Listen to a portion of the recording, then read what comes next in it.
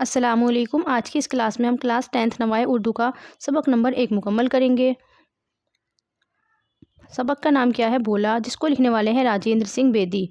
تو یہ ایک افسانہ ہے، تو آئیے سبق کو شروع کرنے سے پہلے ہم افسانہ دیکھتے ہیں۔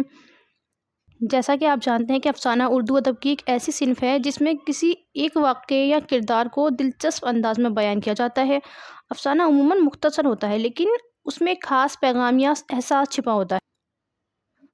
افسانہ 20ویں صدی کے آغاز کی پیداوار ہے۔ تیزی سے بدلتے ہوئے زمانے کا ساتھ دینے والوں کے لیے مختصر افسانہ خاص کشش رکھتا ہے۔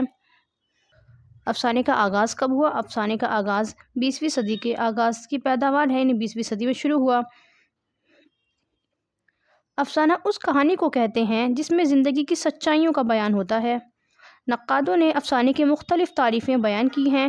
ایک نقاد نے کہا ہے کہ افسانہ ایسی نثری تخلیق ہے جو ایک ہی نشست میں پڑھی جا سکے، یعنی ہوتی ہے جسے ایک ہی بیٹھک میں ختم کیا جا سکتا ہے، ایک ہی بیٹھک میں اس کو پڑھا جا سکتا ہے۔ ایک اور نقاد کا قول ہے کہ افسانے میں بنیادی چیز وحدت تاثر ہے۔ نقادوں کا یہ بھی کہنا ہے کہ افسانوں کے کردار ہماری زندگی اور تجربوں سے مطابقت رکھتے ہیں۔ افسانہ یعنی کہانی اختصار کے ساتھ زندگی کے کسی اہم گوشے کو ہمارے سامنے پیش کرتا ہے، یعنی مختصر انداز میں۔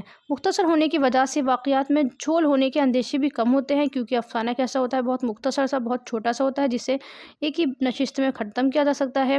افسانہ نگار مشاہدہ اور انسانی نفسیاتی کا مطالعہ گہرا ہوتا ہے۔ افسانہ نگاروں میں پریم چند، علی عباس حسینی، سعادت حسن منٹو، عصمت چغتائی، راجندر سنگھ بیدی، کرشن چندر، غلام عباس، قرۃ العین حیدر اور انتظار حسین کے نام لیے جا سکتے ہیں، یعنی بہت اہم افسانہ نگار ہیں۔ راجندر سنگھ بیدی جو ہمارا آج کا سبق ہے، ان کا افسانہ ہے بھولا۔ اردو کی ادبی اصناف میں افسانے کا مرتبہ بہت بلند ہے۔ بہت سے اردو افسانے دنیا کی مختلف زبانوں میں ترجمہ کیے جا چکے ہیں۔ آئیے ہم راجندر سنگھ بیدی کے بارے میں آپ کو تعارف کروا دیتے ہیں۔ ان کی پیدائش 1915 اور ان کی وفات 1984 میں ہوئی۔ تو آج ہم اردو کا بہت دلچسپ سبق بھولا پڑھنے جا رہے ہیں، جسے مشہور ادیب راجندر سنگھ بیدی نے لکھا ہے۔ راجندر سنگھ بیدی اردو ادب کے معروف افسانہ نگار تھے، جن کی تحریروں میں سادگی اور جذبات بہت خوبصورتی سے ملتے ہیں۔ راجندر سنگھ بیدی تحصیل ڈسکہ، ضلع سیالکوٹ میں پیدا ہوئے تھے۔ ابتدائی تعلیم کے بعد لاہور آ گئے تھے، یعنی جب ان کی پرائمری ایجوکیشن کے بعد کہاں گئے؟ لاہور آ گئے۔ 1932 میں طالب علمی کے زمانے میں انگریزی، اردو اور پنجابی کی نظمیں اور کہانیاں لکھنے لگے تھے۔ یعنی جب یہ ایک اسٹوڈنٹ تھے، پڑھائی کر رہے تھے تو اس وقت انہوں نے انگریزی میں، اردو میں اور پنجابی میں نظمیں بھی لکھی اور کہانیاں بھی لکھی۔ مدت بعد پوسٹ آفس لاہور میں کلرک ہو گئے، یعنی کچھ وقت بعد 1943 میں ڈاک خانے کی ملازمت سے مستعفی ہو کر مرکزی حکومت کے پبلسٹی ڈپارٹمنٹ میں کام کیا اور اس کے بعد آل انڈیا ریڈیو میں بحیثیت اسٹاف آرٹسٹ کام کرنے لگے۔ 1948 میں جموں ریڈیو اسٹیشن کے ڈائریکٹر بنائے گئے، لیکن ایک ہی سال میں استعفیٰ دے کر بمبئی چلے گئے۔ کتنے سال کام کیا؟ 1 سال کام کیا اور فلموں کے لیے لکھنے لگے۔ ان کے افسانوں کے 6 مجموعے شائع ہو چکے ہیں۔ بہت مشہور افسانوی مجموعے ہیں راجندر سنگھ بیدی کے۔ کتنے ہیں؟ 6 ہیں۔ کون کون سے ہیں؟ پہلا ہے دانا و دام جو 1965 میں شائع ہوا، گرہن جو 1942 میں شائع ہوا، آزادی سے پہلے شائع ہو چکے تھے، یعنی کیا ہے؟ آزادی سے پہلے ہی شائع ہو چکے ہیں۔ کوکھ جلی 1949 میں، یہ آزادی کے بعد کا ہے۔ اپنے دکھ مجھے دے دو، یہ بھی آزادی کے بعد کا ہے 1965۔ ہاتھ ہمارے قلم ہوئے، یہ 1974۔ اور مکتی بودھ یہ کب کا ہے؟ 1982۔ آزادی کے بعد منظر عام پر آئے، یعنی یہ جو افسانے مجموعے ہیں ان کے، یہ آزادی کے بعد منظر عام پر آئے۔ یہ تو تھے ان کے افسانوی مجموعے۔ اب ان کے ڈراموں کے مجموعے دیکھ لیتے ہیں۔ ان کے ڈراموں کے 2 مجموعے ہیں۔ بے جان چیزیں 1943 میں، سات کھیل 1946 میں شائع ہوئے ہیں۔ راجندر سنگھ بیدی کا ناول ایک چادر میلی سی ان کی تصانیف میں سب سے زیادہ مشہور ہوا، یعنی بہت زیادہ فیمس ان کا جو ناول ہے وہ کیا ہے؟ ایک چادر میلی سی سب سے زیادہ مشہور ہوا۔ راجندر سنگھ بیدی نے کچھ فلمیں بھی بنائیں جن میں دستک خاصی مشہور ہوئی، یعنی فلمیں بھی بنائی تھی۔ فلموں میں کون سی فلم؟ دستک بہت مشہور ہوئی تھی۔ مرزا غالب دیوداس، مدھومتی اور انور رادھا میں بیدی کے مقابلے بہت مشہور ہوئے، یعنی جو ان کے ڈائلاگس تھے وہ بہت ہی زیادہ مشہور ہوئے۔ بیدی کے افسانوں میں ایک ہمدرد انسان کی نرمی اور دردمندی ہے۔ وہ ہر چیز کو گہری نظر سے دیکھتے ہیں۔ بیدی نے اپنے افسانوں میں تشبیہیں، نئے استعارے اور کنائے وضع کیے ہیں، یعنی انہوں نے تشبیہوں کا استعمال بھی کیا ہے، استعاروں کا بھی استعمال کیا ہے۔ آئیے دیکھتے ہیں راجندر سنگھ بیدی کا افسانہ بھولا۔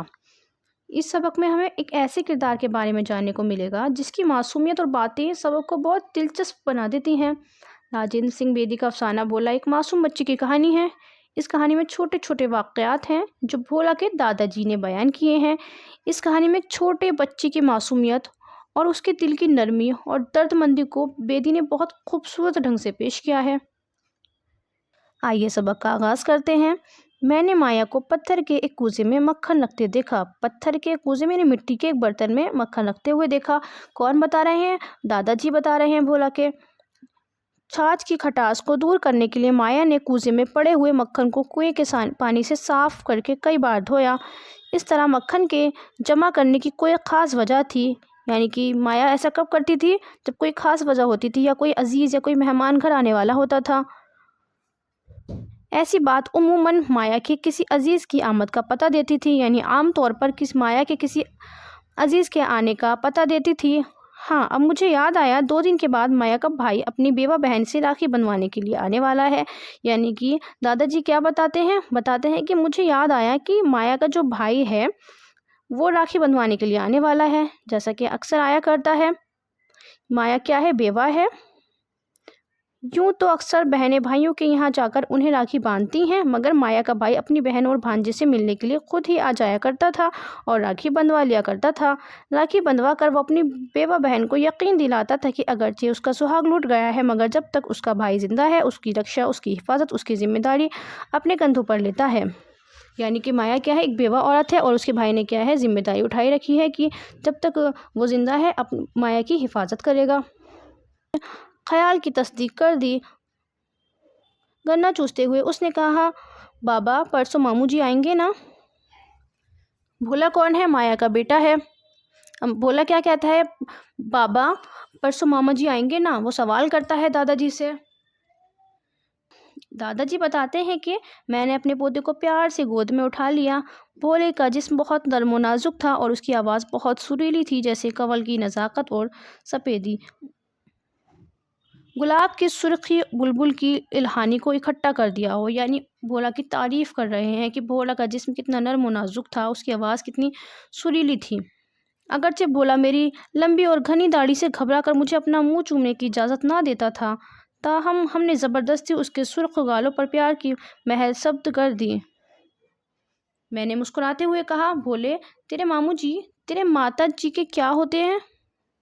یعنی اب وہ سوال کرتے ہیں دادا جی بھولے سے کہ تیرے ماموں جی، تیرے ماتا جی کے کیا ہوتے ہیں، یعنی تمہاری ماں کے کیا لگتے ہیں؟ بھولے نے کچھ تامل کے بعد جواب دیا، ماموں جی، یعنی اس نے کہا ماموں جی۔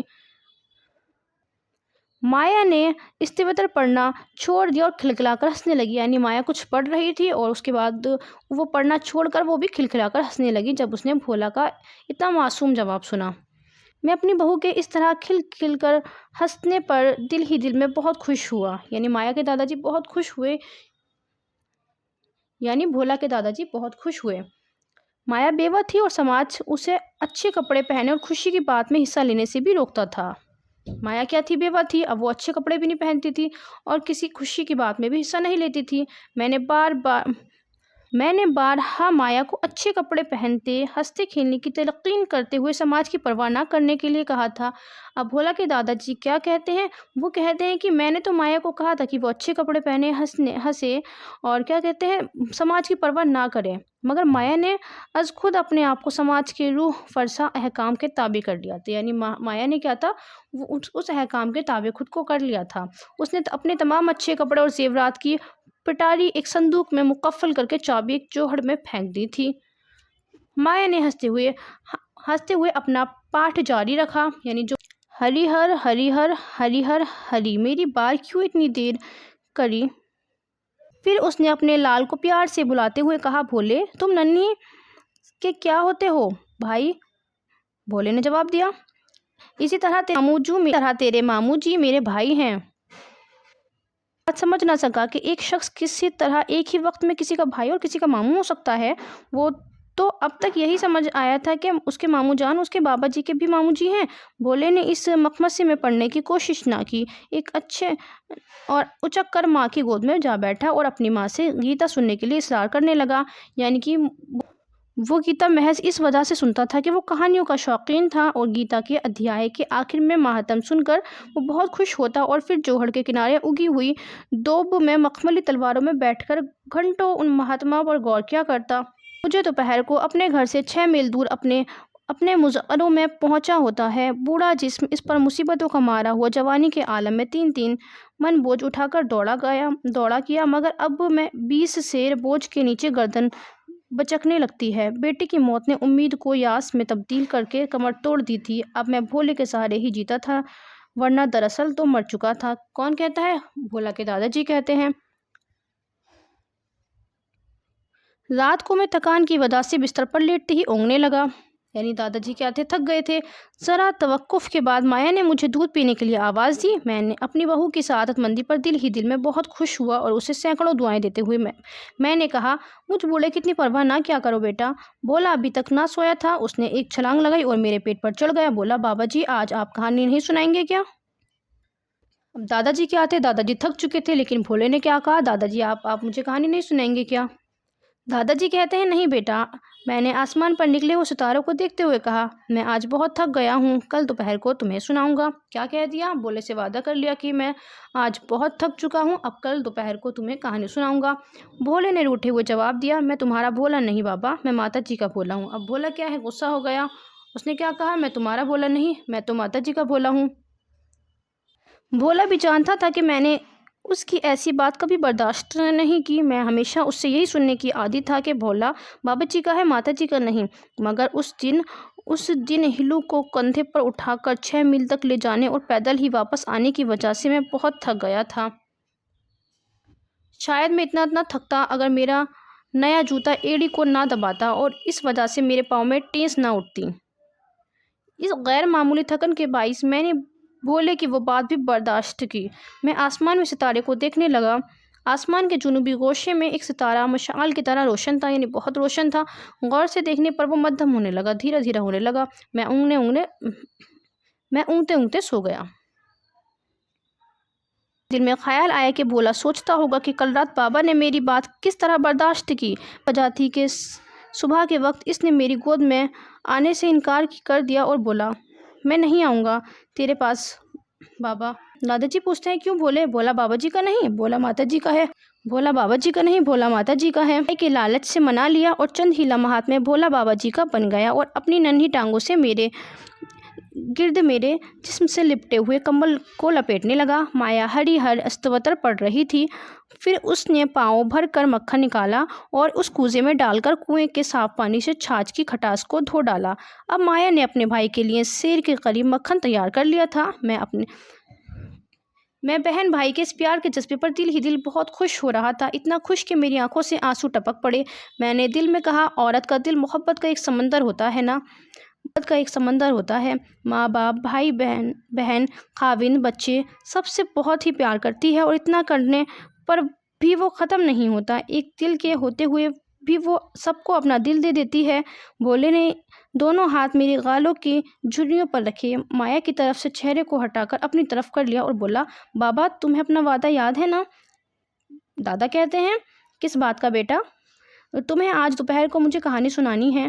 ہاں بیٹا، میں نے اس کا منہ چومتے ہوئے کہا۔ دادا جی کہتے ہیں کہ اس نے دوپہر کے آنے کا کتنا انتظار کیا۔ علم تھا کہ بابا جی کے کہانی سنانے کا وقت وہی ہوتا ہے جب وہ کھانا کھا کر اس پلنگ پر جا لیٹتے ہیں جس پر بابا جی ماتا جی کی مدد کے بغیر نہیں چڑھ سکتا تھا۔ چنانچہ وقت سے آدھے گھنٹے بیشتر یعنی پہلے ہی اس نے کھانا نکلوانے پر اصرار شروع کر دیا، میرے کھانے کے لیے نہیں بلکہ اپنی کہانی سننے کے لیے۔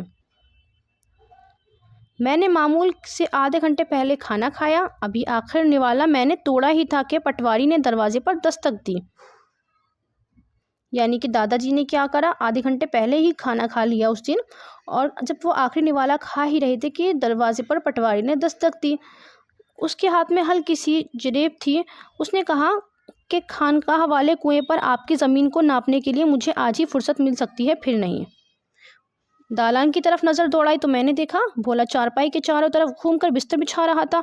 बिस्तर बिछाने के बाद उसने एक बड़ा सा तकिया भी एक तरफ रख दिया और पायंती पर पाँव उड़ाकर चारपाई पर चढ़ने की कोशिश करने लगा। जल्द रोटी खिलाना और बिस्तर बिछाकर मेरी तवाज़े करना अपनी खुदगर्जी पर मबनी था। ताहम मेरे ख्याल में आया, आखिर माया का बेटा ही है ना, ईश्वर इसकी उम्र दराज करे। मैंने पटवारी से कहा, तुम खानका वाले कुएं पर चलो, मैं तुम्हारे पीछे पीछे आ जाऊंगा। जब भोले ने देखा कि मैं बाहर जाने के लिए तैयार हूँ तो उसका चेहरा इस तरह मद्धम पड़ गया जिस तरह गुज़िश्ता सब आसमान एक कोने में मुशाल की मानिंद रोशन सितारा मुसलसल देखते रहने की वजह से मानिंद पड़ गया था। माया ने कहा, बाबा जी इतनी भी जल्दी है? खानका वाला कुआं कहीं भागा तो नहीं जाता? आप कम से कम आराम तो कर लें। ज़ेरे लब कहा, पटवारी चला गया तो ये काम एक माह से इधर ना हो सकेगा। माया खामोश हो गई। भोला मुंह बसोड़ने लगा, उसकी आंखें नाक हो गईं। उसने कहा, बाबा मेरी कहानी। भोले मेरे बच्चे, दादाजी ने कहा, भोले मेरे बच्चे। मैंने भोले को टालते हुए कहा, दिन को कहानी सुनाने से मुसाफिर रास्ता भूल जाते हैं। क्या कहा था कि अगर दिन को कहानी सुनाऊंगा तो क्या होता है? दिन को कहानी सुनाने से मुसाफिर रास्ता भूल जाते हैं। भोले ने सोचते हुए कहा, बाबा तुम झूठ बोलते हो, मैं बाबा जी का भोला नहीं बनता। अब जब तक मैं थका हुआ अभी नहीं था, वो 15-20 मिनट इस्तिराहत के लिए निकाल सकता था। भला भोले की इस बात को आसानी से किस तरह बर्दाश्त कर लेता। मैंने अपने शाने से चादर उतारकर चारपाई की पायंती पर रखी, अपनी दबती हुई एड़ी को जूती में कैद से निजात दिलाते हुए पलंग पर लेट गया।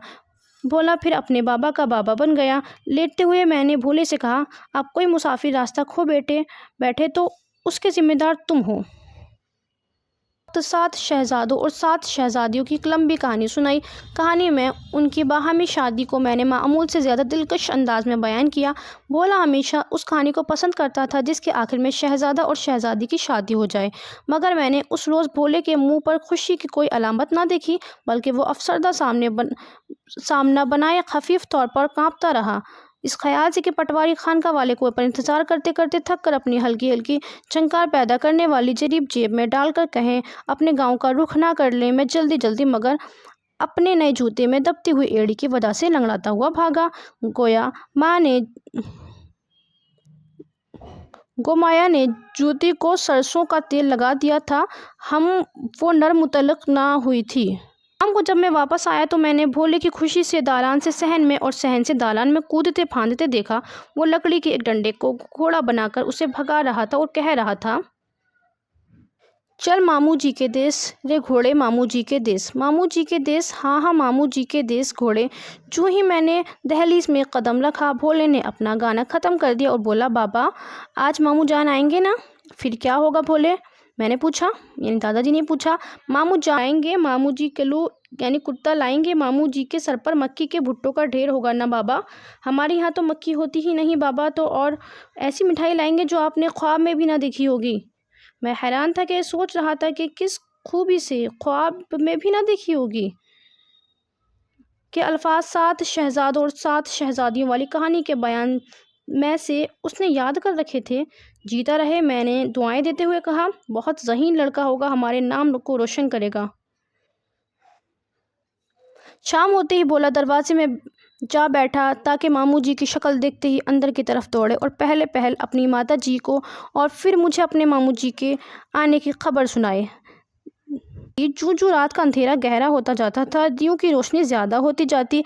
मुतफिकराना लहजे में माया ने कहा, यानी बहुत फिक्र के साथ माया ने कहा, बाबा जी भैया अभी तक नहीं आए, किसी काम की वजह से ठहर गए होंगे। मुमकिन है कोई ज़रूर काम आ पड़ा हो, राखी के रुपए डाक में भेज देंगे। मगर राखी? उन्हें अब तक तो आ जाना चाहिए था। मैंने भोले को ज़बरदस्ती इस दरवाजे की दहलीज पर से उठाया।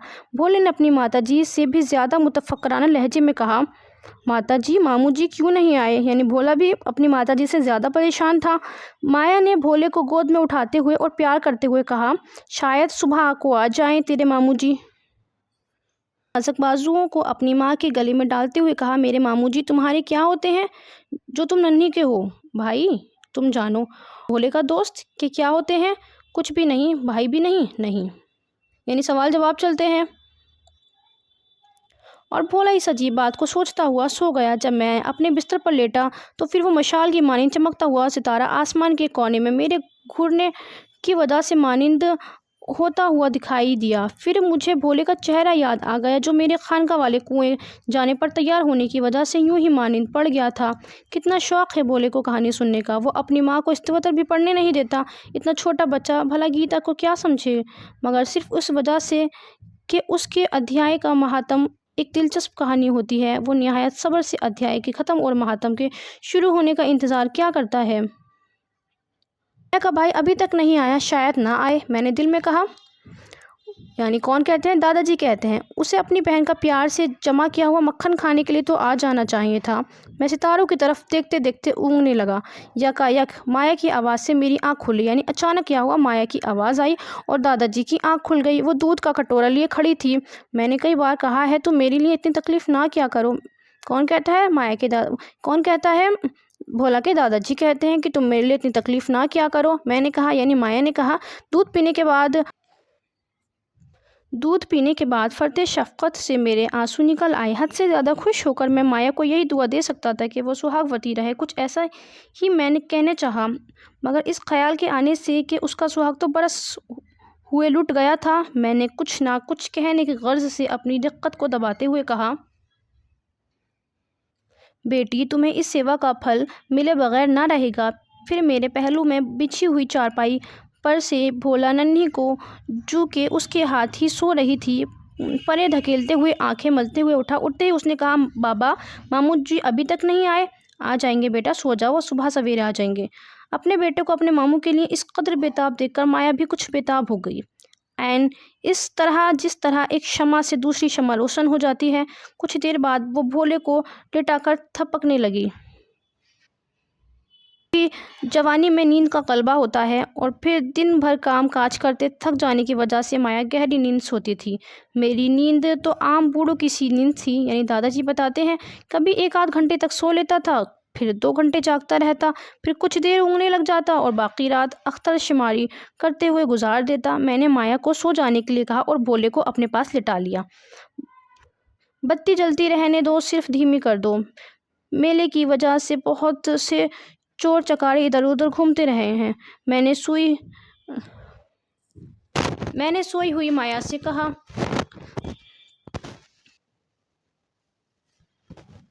सबसे बड़ी बात यह थी कि इस दफ़ा मेले पर जो लोग आए थे उनमें ऐसे आदमी थे जो कि नन्हे नन्हे बच्चों को अगवा करके ले जाते थे। पड़ोस के एक गांव में एक ऐसी वारदातें हुई थीं और इसीलिए मैंने भोले को अपने पास लिटा लिया। दादाजी बताते हैं, मैंने देखा भोला जाग रहा था। उसके बाद मेरी आंख लग गई।